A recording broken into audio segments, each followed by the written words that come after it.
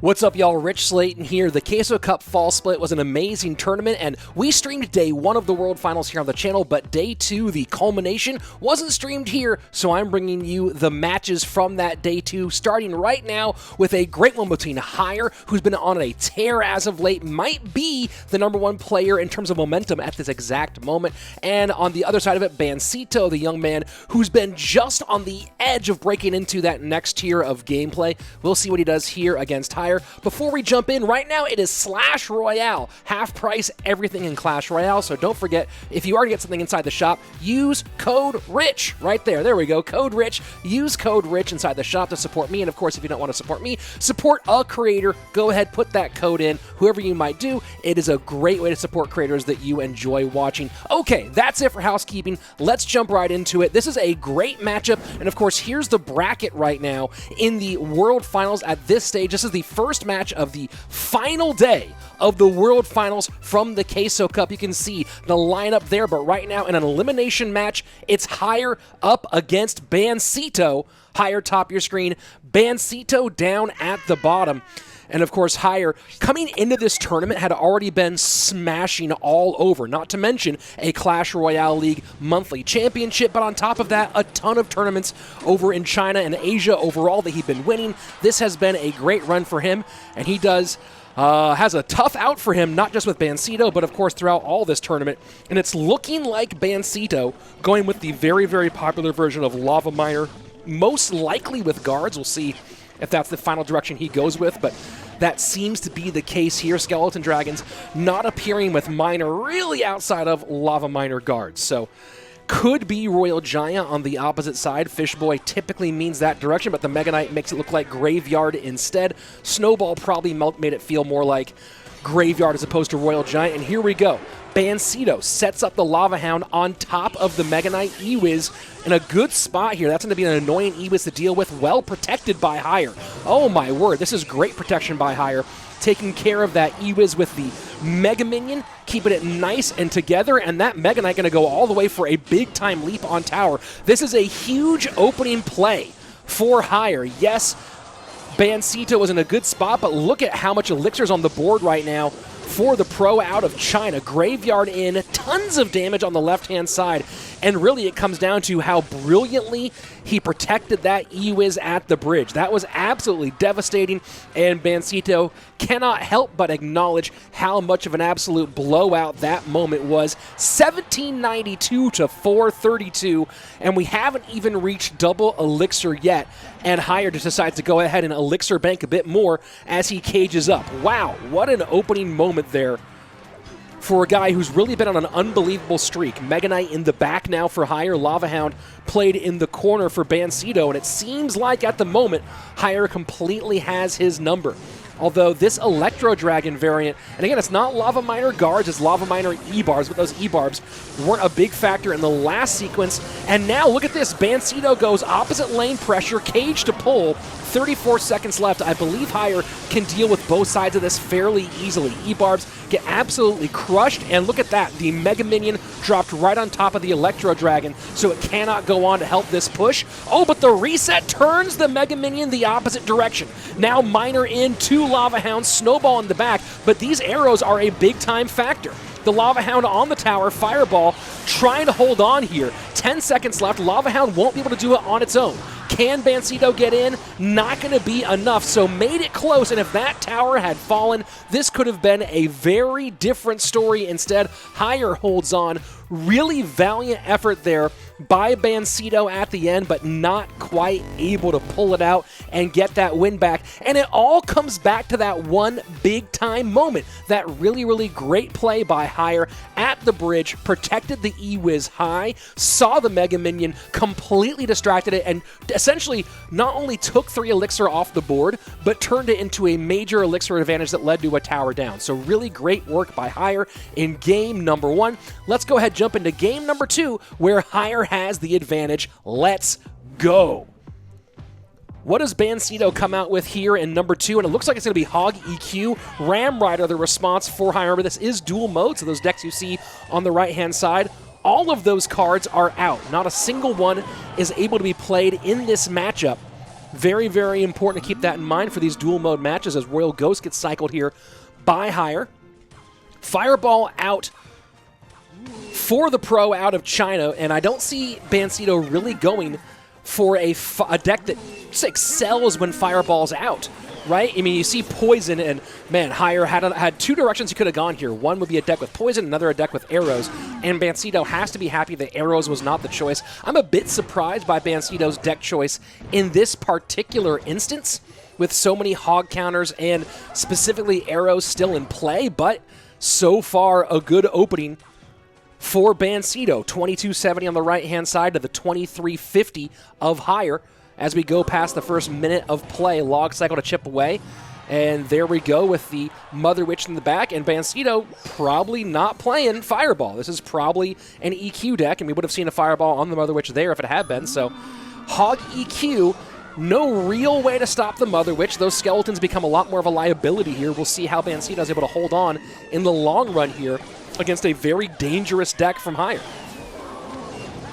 Solid Poison, and this lead is going to change hands now. Our first lead change here with a minute 20 remaining. Minute 15 to be more precise.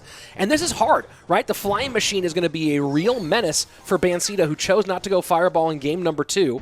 Firecracker's going to help here for a moment, but oh, that's a nice distraction. Good high hog there, and that's how you got to deal with it. That's the best thing you can do here. You can try to figure out ways to contend with that Flying Machine in the middle, but that was really, really nicely played. We'll see how often Higher gives that same interaction up to Bansito as time goes on. 50 seconds left in regulation gameplay, and an easy King Tower activation here. Not super impactful in a Hog EQ matchup. And the Hog goes high one more time, Poison low for Bansito, and the Ram Rider to slow that Hog all the way down. So far, it has been Bansito doing a good job with his cycle of being able to control here, get damage in when needed, although that Ram Rider, oh my word, almost touched, but not quite. Flying Machine down, Mother Witch behind, Higher starting to stack up right here at the bridge. Hog goes to the right-hand side, and I don't think Bansito or Higher has much to deal with this. That's going to be 2 shots in, 2 absolutely huge shots, and just like that, Bansito opens up this lead significantly. Absolutely huge, and now Higher sets up P.E.K.K.A to the left-hand side. Interesting choice here. I guess he knows that, no, but Hog's not going to be that far out of cycle. That's an interesting choice to cycle P.E.K.K.A in a situation where you know you've been struggling against the Hog Rider, but Ram Rider is in cycle, so able to slow it down significantly, but that's still going to be 1 shot for the Hog Rider, I believe. Does get 1 shot in. That's absolutely huge. You know, far be it from me to question Higher. He is one of the best players in the game. I just don't know about cycling P.E.K.K.A the opposite lane in that situation. Very, very curious. Hog comes down. This time it's going to be Dark Prince in response. He had so much trouble dealing with the Hog Rider throughout this game, and he had a P.E.K.K.A. I'm very, very curious about that. I understand what he was going for with a lot of those Ram Rider plays, but man, it's one of those ones where you're sitting there going, you have a shutdown play, you have the P.E.K.K.A, which could completely kill the Hog Rider, and didn't get it involved early in the game. Obviously, the cycle put pressure on. Maybe didn't always have 7 for it, but that P.E.K.K.A play to the opposite lane, I'm not really sure what the intention was there. Maybe trying to create the opportunity to go that way, but you're up against a deck that lane switches nicely. You've been getting beat up by the Hog Rider. So, you know, interesting, curious play, but that means we get one more game. Game number 3 on its way right now. Let's jump right on in to our third and final. Higher top of your screen, Bansito at the bottom. And man, you know, a missed opportunity there. Arrows. Obviously, you don't know what your opponent's going to play game number 2. I think Bansito got away with one there. I think Bansito took a huge risk in game 2. And now we'll see if he can win out in game number 3. Looking like some sort of bait variation for Higher. And there we go. The Goblin Barrel goes to the right-hand side. In the safe spot, NATO has not been played yet by Bansito. So smart to go to the outside corner there. A lot of players don't do that in their initial gameplay when they're running bait. Archers split in both directions. Arrows are available for Higher, and there they come out right there. So we already played Fireball, already played Poison. You're wondering whether this will be Arrows or Rocket in a bait deck at the end. And Arrows are going to be a great choice here and help out a lot against those Archers. Basically making those Archers a dead card. You have to split them every single time for Bansito. It's going to be very interesting to see how he can contend to deal with those Archers over time. Log cycle here for Higher on the right-hand side. And aggressive high stab goblins play. You don't see classic goblins that much these days. Barrel this time goes for the full surround, now realizing not going to be up against Tornado. 21.98 is the mark on the right-hand side as we pass the midway point of regulation time. So interesting bait variation here out of Higher. I mean, Rascal's Cannon Cart bait with Archers as opposed to Princess, and it's Mortar on top of it. So it's a Mortar, Goblin Barrel, Rascal's Cannon Cart deck. So mixing a lot of different elements up here into one idea. Fireball does take care of the Archers there for Bansito, not the value he would have wanted, as the Dark Goblin takes care of the Inferno Dragon on the right-hand side. Double Elixir time on its way. The mark 1978. Add in that log damage on the right-hand side, 1906 to 2302. Advantage right now for Higher. And Bansito needs to get something going here. Does get the bomb tower down, but has to overspend on defense over and over again. Snowball, not a perfect counter to that Goblin Barrel. Bomb tower, obviously not going to help out a ton in many situations, and we'll see if he arrows here to work on getting that mortar on tower. Does not. Good protection here for the mortar, though, with the Rascals. Fireball in.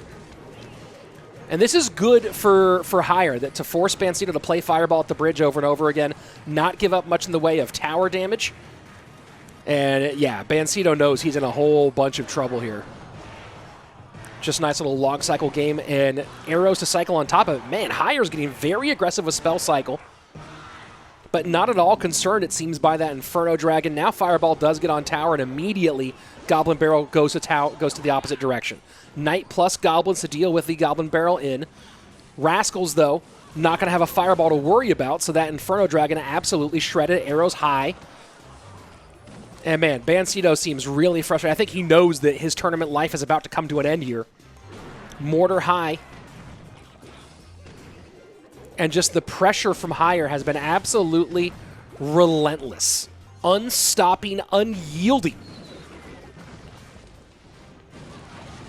Now Fireball does finally get some sort of decent value for Bansito. It has not been working out for him super well so far. Goblin Barrel goes in one more time. Snowball in as well. But again, look at the requirement of an overspend. 1087 to 1859. Log will get chip and take care of the Goblins. Going to triple Elixir here, and Bansito just cannot seem to get it going. This time, high bomb tower to deal with the mortar, and that's actually going to do a pretty good job here. This might be Bansito's big moment. I think he might be playing Graveyard here, which would be a really strange Graveyard deck. Not very traditional. But the way he's playing, there we go. GY does come in. This is a big moment here for Bansito. Can he actually get value out of this Graveyard? And he doesn't. Doesn't get much at all. That's a GG. That's a well played. He knows it. We know it. I don't know, 1352. This is triple Elixir. Hold on one second, folks. Goblin Barrel in. Snowball does hold, but that's a lot of damage to take right now. Plus the mortar shot. Man, you know, I called GG. It felt like it was over, but it did feel like for a second there that maybe Bansito could hold the line high and get a Graveyard down, but not able to do so. No good counter for the Goblins here. Log finishes things off, and that's it. Higher will move on in the tournament. Bansito, eliminated in a really tough matchup, had one good look at Graveyard, and it got shut down immediately. The pressure, absolutely brutal from Higher. Got a good lead early. Graveyard could not get Bansito back into it, and that's the lower bracket elimination. Bansito out, Higher moving on, and here we go taking a look at that bracket. I'll be showing you a bunch of the matches from this Grand Championship, this final day of World Finals here at the Queso Cup, so Higher does move on. We, of course, still have Sandbox and Bag. So many fun matchups here in the Queso Cup, so make sure that if you haven't yet, go ahead, hit subscribe right above here. Well, that's actually code RICH. Hit code RICH, use code RICH, but also don't forget to hit subscribe on this channel. If you want to like this video, go ahead, do that. That's always nice. And in the description, I might start putting in some of the links to other videos as they come out, so if you're watching this on the latter end, it's easy to find. I'll make a playlist for them as well, so you can find all these Queso Cup Championship matchups. That's it for this one, though, folks. Make sure you come back, and as always, be excellent to each other.